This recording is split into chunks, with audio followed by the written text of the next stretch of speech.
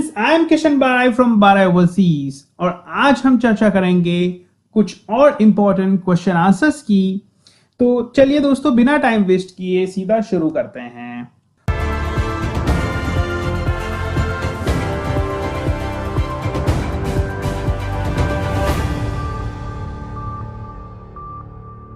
First, how to forecast USD rates. देखिए दोस्तों, USD rates forecast करना इतना इजी बात नहीं है। इसमें बड़े बड़े धुरंधर भी फेल हो जाते हैं। लेकिन मैं आपको कुछ यहाँ पर टिप्स सजेशन दूंगा जिससे आप ये फोरकास्ट अच्छी तरीके से कर सकते हैं। तो सबसे पहले दोस्तों, आपको ये चेक करना पड़ेगा कि trade relationship between the two countries, यानी कि आपकी कंट्रीज और यूएस, अगर आप यूएसडी फोरकास्ट करना चाहते हैं तो ये रिलेशनशिप कैसे है। आगे कोई फ्री ट्रेड एग्रीमेंट्स होने वाले हैं, आगे कोई ट्रेड मीट्स होने वाली है, ठीक है। ट्रेड जो है वो ग्रो हो रहा है, ट्रेड जो है वो ग्रो हो रहा है कि नहीं। आपकी कंट्री का एक्सपोर्ट्स जो है वो ईयर ऑन ईयर कंपैरिजन से ग्रो हो रहा है या नहीं। ये सारी चीजें आपको एनालिसिस करनी पड़ती है। दूसरा है इन्फ्लेशन रेट। इन्फ्लेशन रेट आपको चेक करना पड़ता है इंडिया में, और इन्फ्लेशन रेट आपको यूएसए में भी चेक करने पड़ते हैं कि ये ईयर बाय ईयर कैसे हैं। इंटरेस्ट रेट्स आपको चेक करने पड़ते हैं। अगर दोस्तों आप अब मेरा 1 to 20 वीडियो सीरीज देखेंगे तो उसमें मैंने ये मुद्दे बताए हैं, राइट। कुछ एग्जांपल्स देके तो आप वो चेकआउट कर सकते हैं। पब्लिक डेब्ट, क्या कंट्री के ऊपर देवा जो है वो इंक्रीज हो रहा है या डिक्रीज हो रहा है। जैसे अभी श्रीलंका का सिनारियो आप चेक कर सकते हैं, तो बहुत सारा डेब्ट बढ़ गया है। तो अल्टीमेटली होगा क्या कि डॉलर के रेट्स जो है उनके कंपैरिजन में ग्रो होते रहेंगे। तो जो कंट्री देवा में डूब रहा है या जिसका डेब्ट धीरे धीरे बढ़ रहा है, राइट, तो वहां पर भी देयर आर फुल चांसेस कि यूएसडी के रेट्स जो है वो बढ़ेंगे। डेब्ट जिस कंट्री का घट रहा है वहां पर जो है उनके अगेंस्ट में यूएसडी जो है वो वीकर होते रहेंगे। तो ये चीज भी आप फोरकास्ट में ध्यान रख सकते हैं। फिर terms of trade between the two countries, आपको ये चेक करना पड़ता है कि फ्री ट्रेड एग्रीमेंट्स है कि नहीं है, आने वाले टाइम पे कैसे होने वाले हैं, बैलेंस ऑफ पेमेंट का स्थिति क्या है, economic performance of country, political stability, जो सरकार आ रही है वो कैसी है, ठीक है। रिसेशन में आपको चेक करना पड़ता है, स्पेकुलेशन मार्केट में कितने वो चेक करना पड़ता है। ये सारी चीज जो है आप गूगल कर सकते हैं और आपको बहुत सारे लेटेस्ट न्यूज मिल जाएंगे ये सारी चीज को लेके, ठीक है। जैसे for example speculation in USD, या गूगल न्यूज में चेक कर सकते हैं तो आपको मिलेगा कि ऐसा कुछ है या नहीं है। रिसेशन इन यूएस, राइट, ऐसा आप चेकआउट कर सकते हैं। इससे आप काफी अनुमान लगा सकते हैं। लेकिन फिर भी दोस्तों, इसमें आप अनुमान लगाने के बाद भी इसमें आप फेल हो सकते हैं। तो मेक श्योर कि खास करके मैंने फॉरवर्ड कॉन्ट्रैक्ट के ऊपर वीडियो बनाया हुआ है, ये खास आप चेकआउट करें, वो काफी आपके लिए फ्रूटफुल और यूजफुल होगा। Further, how to manage if we already have account that are charging a huge price for EBRC. खास करके ई कॉमर्स वाले काफी मेरे पास लोग आते हैं और वो काफी अच्छा परफॉर्मेंस करने के बाद मेरे पास आते हैं कि सर हमारा तो बहुत बड़ा नुकसान होने जा रहा है, हमको लगा हम बहुत अच्छा ई कॉमर्स में कर रहे हैं, लेकिन अब बैंक्स पीछे से बता रही है कि ईबीआरसी आपके लेने हैं, क्लोज करवाने हैं, शिपिंग बिल क्लोज हुए नहीं है, और अल्टीमेटली आपको बहुत हैवी पेनल्टी चार्जेस पे करना पड़ेगा। और आरबीआई का भी आपको अल्टीमेटली डर वहां पर दिखाई देता रहता है। तो यहां पर जैसे दोस्तों मैंने मेरे प्रीवियस वीडियोस में भी कहा था कि आपको जब आप ई कॉमर्स कर रहे हो, बहुत ज्यादा आपके छोटे छोटे शिपमेंट्स हो रहे हैं, तो ईबीआरसी का कॉस्ट आप एफोर्ड नहीं कर सकते, क्योंकि एक एक ईबीआरसी को क्लोज कराने का 1000, 1500, 1800, 1900 तक का कॉस्ट है, ठीक है। तो ये कॉस्ट अगर आपको कम करने हैं तो आपको ऐसी बैंक ढूंढनी पड़ेगी जहां पर ईबीआरसी कॉस्ट कम है, या तो ईबीआरसी बिल्कुल फ्री है। ऐसे बैंक्स आपको मिलेंगे।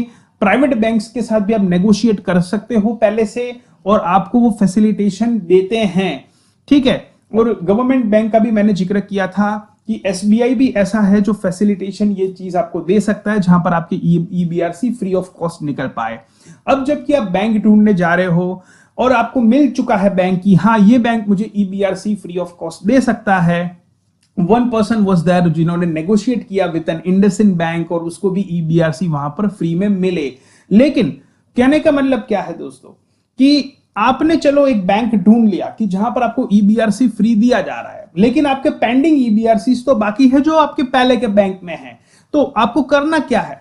आपको चिंता का इतना डरना नहीं है, चिंता नहीं करना है। आपको करना क्या है, जो डेटा आपके पुराने बैंक में है, राइट, वो नए बैंक में आपको डेटा ट्रांसफर कराने होते हैं। तो ये आप फॉरेक्स डिवीजन में जा सकते हो, फॉर एग्जाम्पल आपका यहाँ पर अकाउंट है एचडीएफसी बैंक में या आईसीआईसीआई बैंक में, तो आप उसको अंडर द सिस्टम ऑफ ईडीपीएमएस, जिसको कहते हैं export data processing monitoring system, ठीक है, अंडर दैट सिस्टम आप वो डेटा जो है एक बैंक से दूसरी बैंक में ट्रांसफर करवा सकते हैं।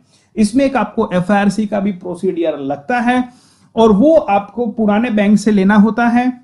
And then you need to show the foreign inward remittance certificate as a proof कि हमको ये पेमेंट्स रिसीव हुए हैं, ईबीआरसी क्लोज नहीं हुए हैं, तो काइंडली न्यू बैंक आप हमारे ईबीआरसी सारे के सारे क्लोज कर दीजिएगा। तो आपके जब डेटा ट्रांसफर हो जाते हैं तो फिर यहां से जो आपकी नई बैंक जो आपने भी अकाउंट आपने खुलाया है वो न्यू बैंक में, वहां से आपके ईबीआरसीज जनरेट होना शुरू हो जाते हैं। ठीक है, तो ये एक तरीका है जहां पर आप अपने कॉस्ट बचा सकते हैं और आप ये प्रेशर और टेंशन से बाहर आ सकते हैं। Third, can we change the bank account for DBK, यानी कि ड्रॉबैक। देखिए दोस्तों, yes you can also change the bank account for the drawback. देखिए दोस्तों, सबसे पहले तो आपको पता होगा कि आपको पहले अपना एडी कोड रजिस्ट्रेशन करवाना होता है आइस गेट के वेबसाइट में, और जो आपका एडी कोड रजिस्टर होता है जिसको हम पोर्ट रजिस्ट्रेशन फॉर्मेलिटी कहते हैं, वहां पर एक आपका bank details with the IFSC details of your bank, IC code और पैन कार्ड का कॉपी लगता है। वो रजिस्ट्रेशन आपका नहीं कराया हुआ है तो पहले आप करवा लीजिए, वरना आपको ड्रॉबैक आपके अकाउंट में नहीं मिलेगा। दूसरा चीज आपको ध्यान में ये रखना है कि अगर आपकी अकाउंट चेंज होता है तो ये तुरंत आप पहले करवा ले, वरना भी आपका ड्रॉबैक जो है वो रुक जाएगा।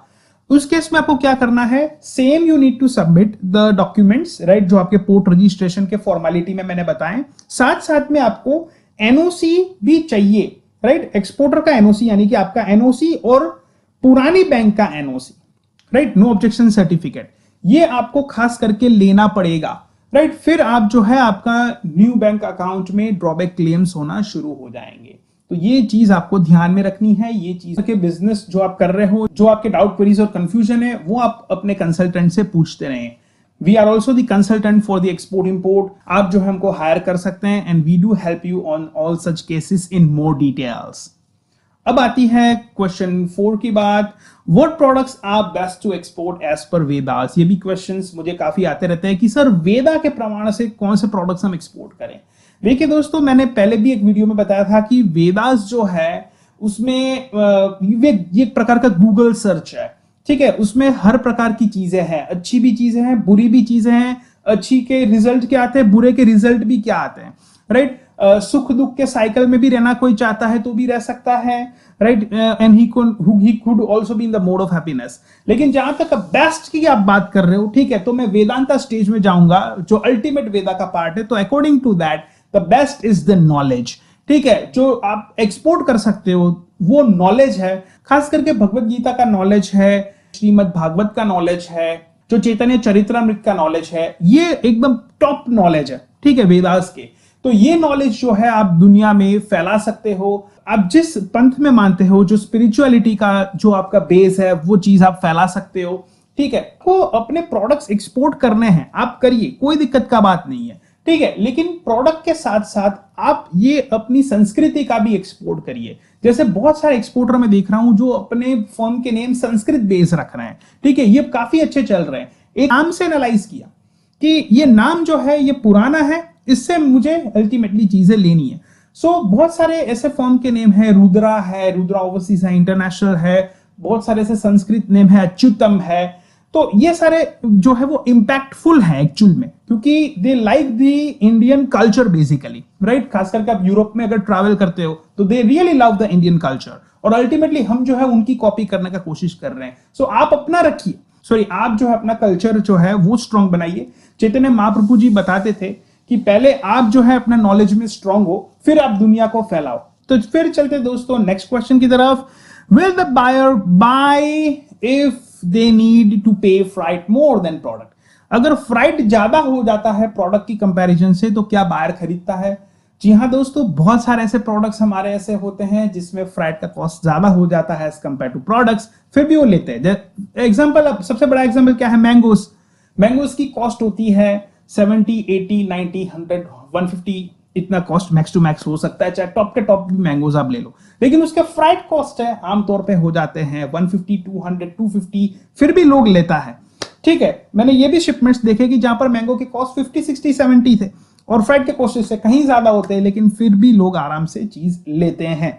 ठीक है, तो ऐसा माइंड में मत रखिए, आप जो है देखिए कि आपके मार्केट में कंपटीटर्स किस तरीके से काम कर रहे हैं, राइट, किस तरीके का वो एक्सपोर्ट कर रहे हैं, किस प्राइस पे एक्सपोर्ट कर रहे हैं, और वो चीज आप अच्छी तरीके से कर सकते हो।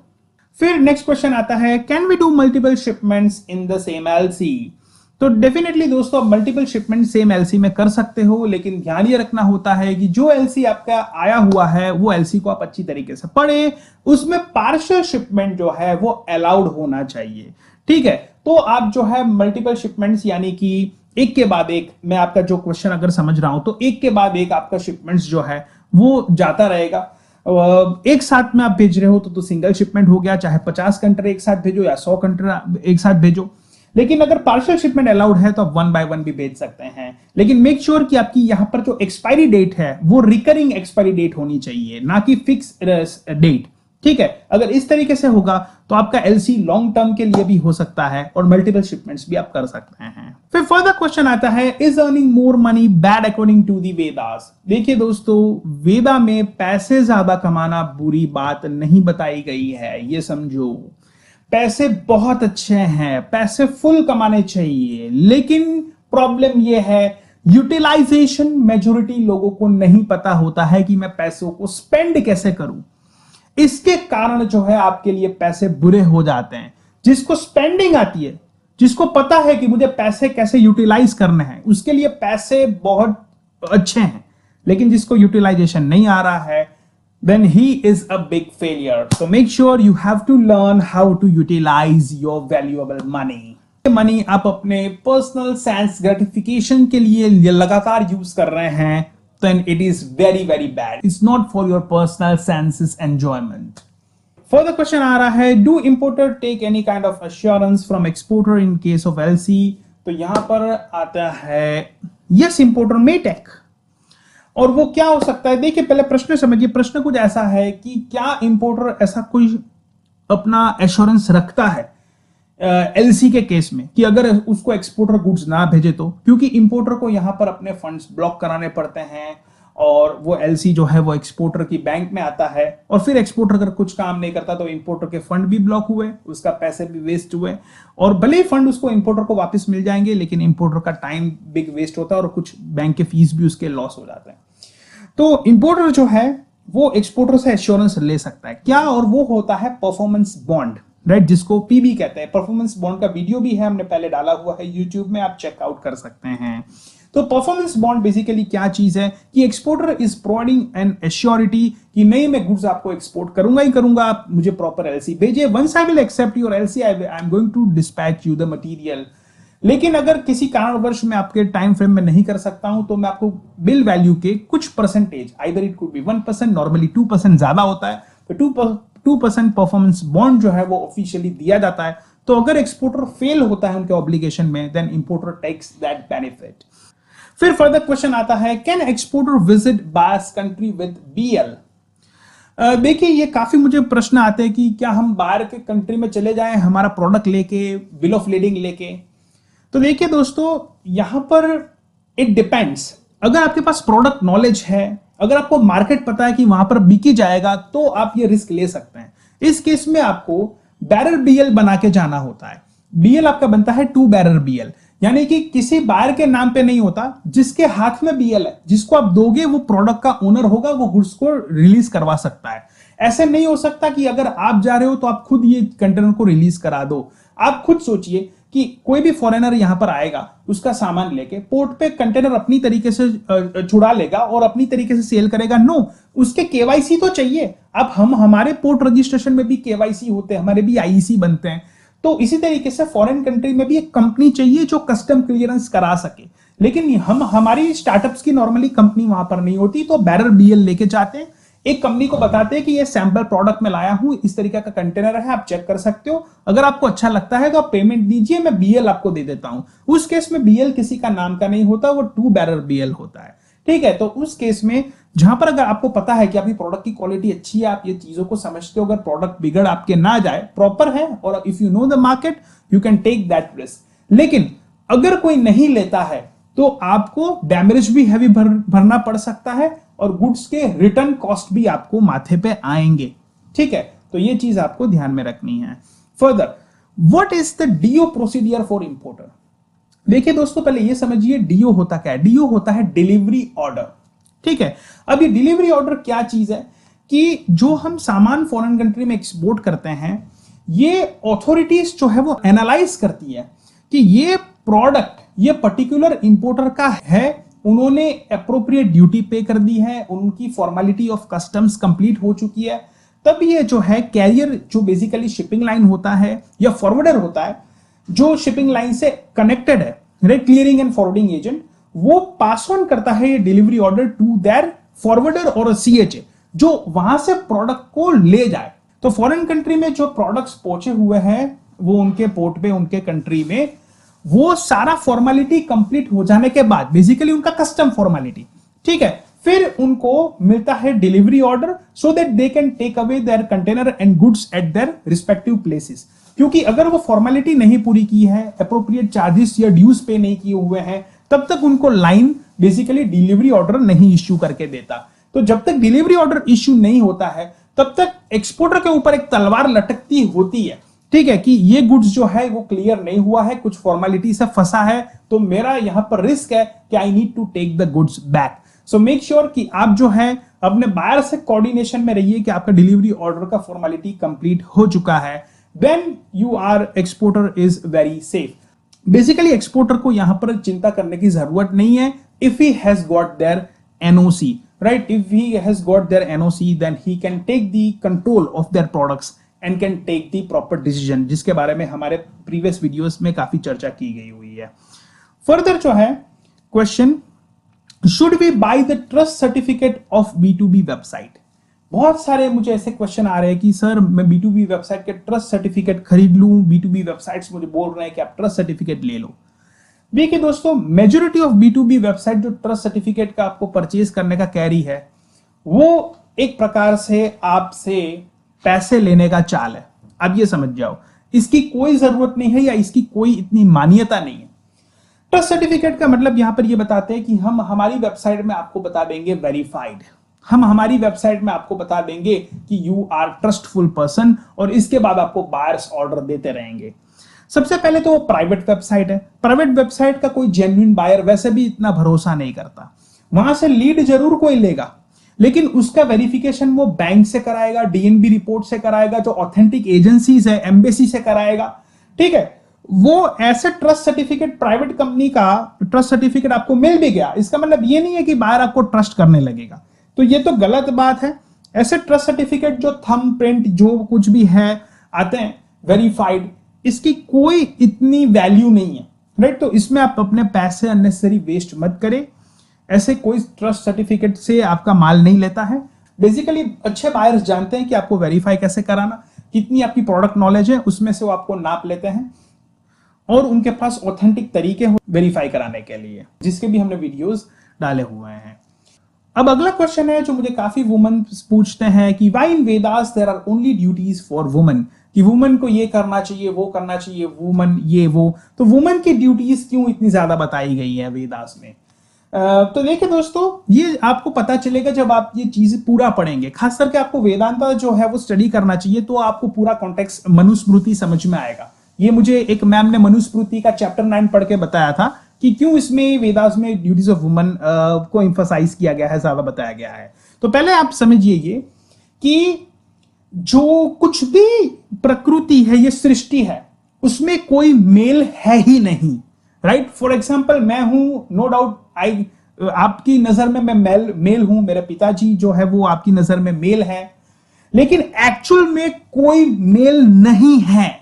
मेल केवल एक ही है, वो है गॉड, राइट। बाकी सारी जो प्रकृति है, जो सृष्टि है, वो वुमन ही है, राइट। ये पहले आप समझिए।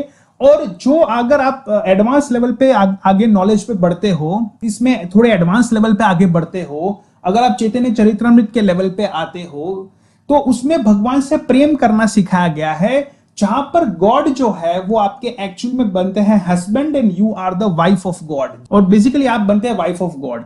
सो ये एक हायर लेवल की चीज है, अभी मैं आपको इतना ज्यादा इसमें जिक्र नहीं कर सकता, लेकिन you just need to understand कि the characteristics of our soul, जो हमारी आत्मा है, not we are not the body but we are a soul, और जो हमारा सोल है वो वुमन है, वो मेल नहीं है, इसलिए मेल के कैरेक्टर ड्यूटीज भी जगह नहीं है।